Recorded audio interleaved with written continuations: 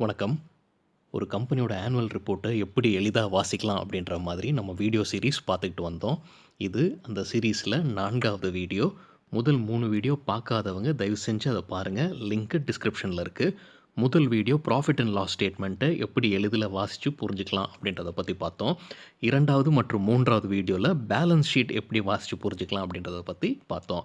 இன்னைக்கு வீடியோல cash flow ஸ்டேட்மெண்ட்ட எப்படி எளிதில வாசிச்சு புரிஞ்சுக்கலாம் அப்படின்றத பத்தி பார்க்கலாம்.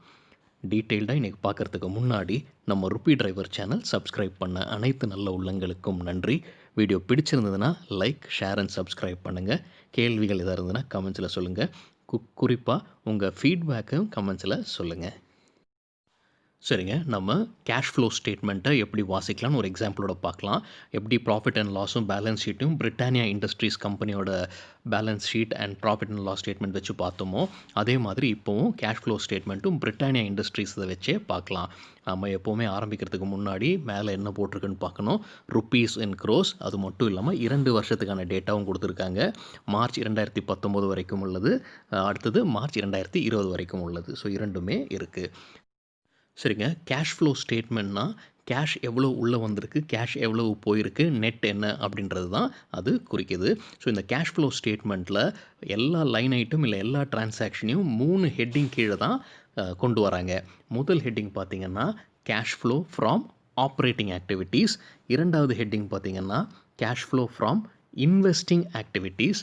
3வது ஹெட்டிங் பார்த்தீங்கன்னா cash flow from financing activities. So இந்த 3 ஹெட்டிங் கீழே தான் எல்லா டிரான்சாக்ஷனையும் கொண்டு வராங்க. நம்ம இப்போ விரைவாக இந்த 3 ஹெட்டிங்கில் இருக்கிற டிரான்சாக்ஷன்ஸை பற்றி பார்த்துடலாம். சரிங்க. முதல்ல நம்ம பார்க்க போகிறது cash flow from operating activities. அந்த பேர்லேயே தெரியுது. கம்பெனியோட ஆப்ரேட்டிங் ஆக்டிவிட்டீஸ் வழியாக கேஷ் உள்ளே வந்தது, கேஷ் வெளில போன டீட்டெயில்ஸ் தான் இங்கே இருக்க போகுது. ஸோ முதல் லைன் ஐட்டம் பார்த்தீங்கன்னா ப்ராஃபிட் பிஃபோர் டேக்ஸ். அது எவ்வளோன்னு பார்த்தீங்கன்னா 1908.26 crores. ஸோ இது உள்ளே வந்திருக்கு.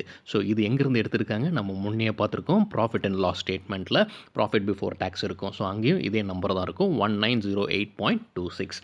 ஸோ இது கூட என்னெல்லாம் அட்ஜஸ்ட்மெண்ட் ஆயிருக்கு அப்படின்றத பார்க்க போகிறோம். ஸோ டிப்ரிசியேஷன் அண்ட் அமார்டைசேஷன் எவ்வளவு, 151.69 இதை மைனஸ் பண்ணணும். அப்புறம் ஷேர் பேஸ்ட் பேமெண்ட் எக்ஸ்பென்ஸுன்றது மைனஸ் பண்ணணும். வேறு என்ன நெட் கெயின் ஆகிருக்கு, ஃபினான்ஷியல் அசெட் பேஸ் பண்ணி ஏதோ நெட் கெயின் ஆகிருக்கு, அதை இது கூட ஆட் செய்யணும்.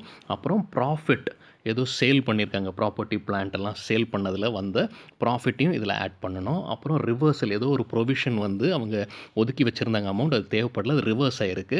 ஸோ அந்த அமௌண்ட்டையும் ஆட் பண்ணுறாங்க. டிவிடெண்ட் இன்கம், இன்ட்ரெஸ்ட் இன்கம், இது இரண்டுமே இந்த கம்பெனிக்கு உள்ளே வந்த அமௌண்ட். இது கம்பெனி பே பண்ண டிவிடெண்ட் கிடையாதுங்க, இது கம்பெனிக்கு உள்ளார வந்த டிவிடெண்ட் மற்றும் இன்ட்ரெஸ்ட் இன்கம். ஸோ அதையும் ஆட் பண்ணுறாங்க. ஃபினான்ஸ் காஸ்ட்டை மைனஸ் பண்ணுறாங்க. ஸோ ஒட்டு மொத்தமாக ஆட் மைனஸ் எல்லாம் பண்ணதுக்கப்புறம் cash flow from operating activities எவ்வளவுன்னு பார்த்தீங்கன்னா 1810.97 crores. இது 2020 வருஷத்துக்கானது. 2019 வருஷத்துக்கு பக்கத்துலேயே கொடுத்துருக்காங்க. சரிங்க. இதோட முடிஞ்சதா cash flow because of operating ஆக்டிவிட்டீஸ்ன்னு கேட்டிங்கன்னா இல்லை. சேஞ்சஸ் இன் இன்வென்ட்ரிஸில் ஒரு 85.36 கூடுதலாக வந்திருக்கு. ட்ரேட் ரிசீவபிள், இவங்களுக்கு உள்ளே வந்த பணம் மற்ற கிளைண்ட்ஸ் கிட்டேருந்து வர வேண்டியது 108.73 உள்ளே வந்திருக்கு. Loans receivable, other financial assets அதெல்லாம் பார்த்தீங்கன்னா -30.26 ஆயிருக்கு. அப்புறம் accounts payable, other financial liabilities எல்லாம் பார்த்து 157.18 உள்ளே வந்திருக்கு. ஸோ இப்போது cash generated from operating activities ஒட்டு மொத்தமாக பார்த்தீங்கன்னா 2131.98. ஸோ இதுதான் cash generated from operating activities. பாசிட்டிவில் இருக்குது, அது ஒரு நல்ல சைன். ஆனால் இன்கம் டேக்ஸ் இன்னும் மைனஸ் பண்ணல. ஸோ இன்கம் டேக்ஸையும் மைனஸ் பண்ணுற அமௌண்ட் கொடுத்துருக்காங்க 472.30. இது ஆப்ரேட்டிங் இன்கம் டேக்ஸ் மட்டும் இல்லாமல் இவங்க சேல் பண்ண ப்ராப்பர்ட்டிஸ் அதோட டேக்ஸு, மற்ற டேக்ஸு, ஸ்டாட்யூட்டரி காசு கட்ட வேண்டியது, அது எல்லாமே சேர்த்து தான் 472.30. ஸோ ஒட்டு மொத்தமாக net cash generated from operating activity பார்த்தீங்கன்னா 1659.68. சரிங்க. இப்போ நம்ம அடுத்தது பார்க்கலாம். Cash flow from investing activities. அந்த பேர்லயே தெரியுது. கம்பெனி இன்வெஸ்டிங்காக எவ்வளோ காசு செலவு பண்ணியிருக்காங்க கேஷ்லேருந்து. அதே மாதிரி எவ்வளோ கேஷ் உள்ளே வந்திருக்கு அதனால் அப்படின்றது தான் இதில் பார்க்க போகிறோம். So acquisition of property plant ஏதோ அக்வயர் பண்ணியிருக்காங்க. Property plant equipment intangible assets. So அதுக்கு வந்து எவ்வளோ செலவு பண்ணியிருக்காங்க 225.05. ஸோ கேஷ் வெளியில் போயிருக்காது தான் மைனஸில் காட்டியிருக்காங்க. அப்புறம் proceeds from sale of property plant and equipment. இது வந்து எவ்வளோ செல் பண்ணதுக்கப்புறம் எவ்வளோ வந்திருக்கு. இது வந்து நெட்டு கிடையாதுங்க, இது கிராஸு. ஸோ இதில் எவ்வளோ வந்திருக்குன்னா 0.68 crores, ரொம்ப குறைவான அமௌண்ட்டு தான். பர்ச்சேஸ் ஆஃப் இன்வெஸ்ட்மெண்ட், காசு கொடுத்து இன்வெஸ்ட்மெண்ட்ஸ் வாங்கியிருக்காங்க. அது வந்து 1363.65 கேஷ் வெளியில் போயிருக்கு. ஸோ அதுதான் பெரிய அமௌண்ட்டாக இருக்குது இந்த செக்ஷனில். அடுத்தது இன்வெஸ்ட்மெண்ட் இன் சப்சிடரி கம்பெனிஸில் எவ்வளோ இன்வெஸ்ட் பண்ணியிருக்காங்க. இன்டர் கார்ப்பரேட் டெபாசிட்ஸ் எவ்வளோ கொடுத்துருக்காங்க 1252 கோடி, அதுவும் அதிகமாக தான் இருக்குது. அப்புறம் இன்டர் கார்ப்பரேட் டெபாசிட்ஸை மெச்சூரிட்டியை ரிடீம் பண்ணியிருக்காங்க. அது எவ்வளோ 1122 கோடி, அது ப்ளஸ் ஆகுது, கேஷ் உள்ளே வருது அது. அதே மாதிரி இன்ட்ரெஸ்ட் ரிசீவ்ட், டிவிடெண்ட் ரிசீவ்ட் இந்த இன்வெஸ்ட்மெண்ட்டுக்காக எவ்வளோன்றது கொடுத்துருக்காங்க. ஸோ ஒட்டு மொத்தமாக net cash used in investing activities பார்த்தீங்கன்னா -1568.34 crores. ஸோ மைனஸில் இருக்குது. ஏன் மைனஸில் இருக்குதுன்னு பார்த்தீங்கன்னா, அதிகமாக இவங்க இன்வெஸ்ட்மெண்ட் இன்டர் கார்ப்பரேட் டெபாசிட்லாம் போட்டிருக்காங்க, பர்ச்சேஸும் பண்ணியிருக்காங்க இன்வெஸ்ட்மெண்ட்ஸ். ஸோ அதுதான் ரீசன்னு புரிஞ்சுக்கலாம். சரிங்க. கடைசியாக ஹெட்டிங் இருக்கிறது பார்த்தீங்கன்னா cash flow from financing activities. So financing ஆக்டிவிட்டீஸில் தான் கம்பெனி பே பண்ண டிவிடெண்ட் டீட்டெயில்ஸ் எல்லாமே இருக்கும். ஸோ பார்த்தீங்கன்னா கம்பெனி பே பண்ண டிவிடெண்ட் மற்றும் டிவிடெண்ட்டுக்கான டிவிடெண்ட் டிஸ்ட்ரிபியூஷன் டேக்ஸ், அதே மாதிரி இஷ்யூ ஆஃப் போனஸ் டிபென்ச்சர்ஸ், அதே மாதிரி பேமெண்ட் ஆஃப் போனஸ் டிபென்ச்சர்ஸ். இதுக்கு எல்லாமே பணம் எங்கேருந்து வருதுன்னா இந்த கேஷ் ஃப்ளோவிலேருந்து தான் வருது. ஸோ அந்த டீட்டெயில்ஸ் தான் இங்கே கொடுத்துருக்காங்க.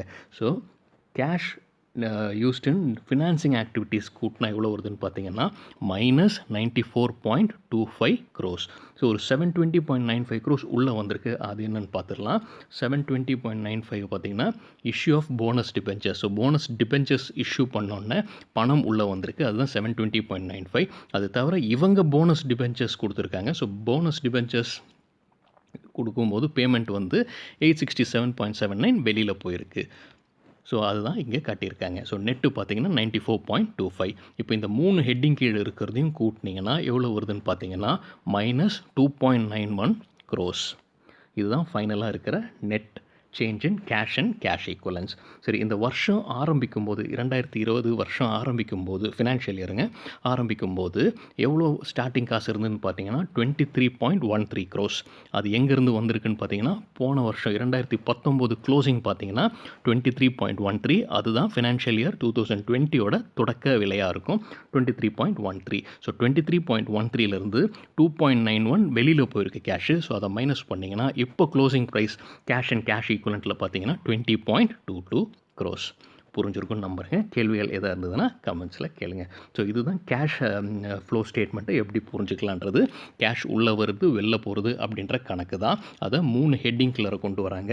ஒன்று வந்து ஆப்ரேட்டிங் ஆக்டிவிட்டீஸ்னால, இன்னொன்று வந்து இன்வெஸ்டிங் ஆக்டிவிட்டீஸ்னால, இன்னொன்று ஃபினான்சிங் ஆக்டிவிட்டீஸ்னால. அதுக்கப்புறம் கூட்டி கழிச்சு நெட் எவ்வளோ வருது அப்படின்றத காட்டுறாங்க. சரிங்க, இதோட இந்த சீரீஸ் முடிவடையுது. அடுத்தது முடிஞ்சால் இந்த நம்பர்ஸை எப்படி இன்டர்பிரேட் பண்ணி புரிஞ்சுக்கலாம் அப்படின்றத பற்றி ஒரு வீடியோ பண்ணலாம். நன்றி, வணக்கம்.